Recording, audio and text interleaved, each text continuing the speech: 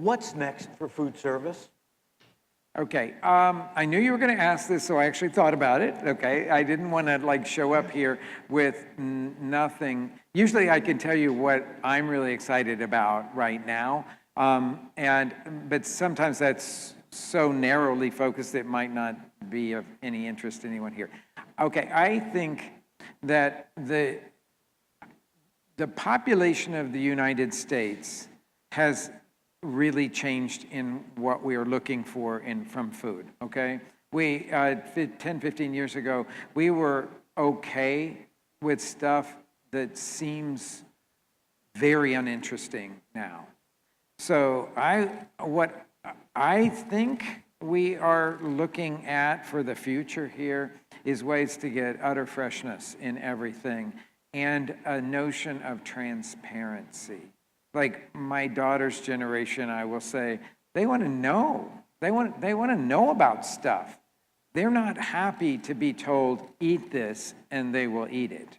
They want to know, well, why should I eat it? Where does it come from? You know, what's in it? Is this something that is, because everybody's got their own diets and everything, is this something that's going to make me feel good? Or is this going to be something that I'm going to enjoy the flavor of? And when we started going into bolder flavors in the US, we started going into bolder flavors a lot in the sort of the screaming hot Doritos or nachos or whatever, that from that side, which is what I call the sledgehammer approach to bold flavor.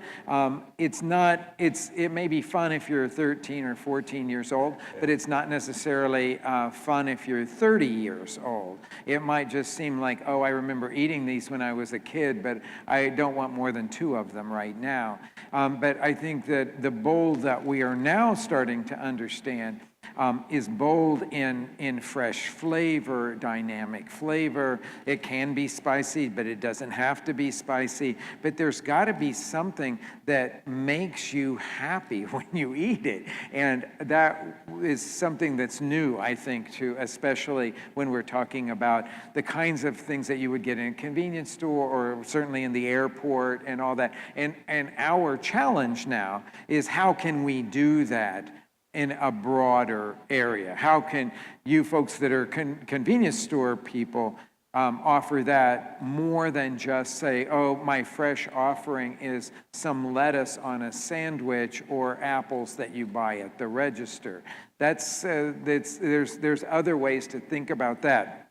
So for me, it's going to be how can we give to food service some really great basic products that then can be finished in a fresh way right before the guest gets it. I mean, you look at our stuff at the airport, and that's exactly what we're doing at the airport. We are giving base stuff to the cooks at the airport, and they finish it right there in front of you. So it's like this really fresh experience, although it's not completely fresh experience because we have given some of the component parts to the airport to ensure the flavor of what we're looking for. So I think that in my way of thinking, and I know a lot of chefs that, they ask me constantly, they say, oh, you're so successful at the airport. I want to go into an airport. How am I going to do it?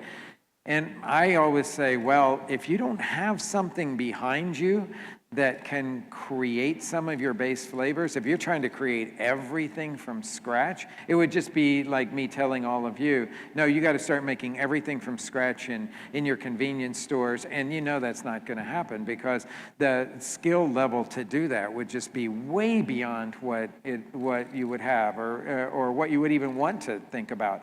So I think there's going to be, it's this sort of speed scratch cooking that people do at home. I think there's going to be speed scratch food service, a lot of speed scratch food service. But you know what? It's going to give a finished product that is going to read and taste fresh. That's my number one thing, I think.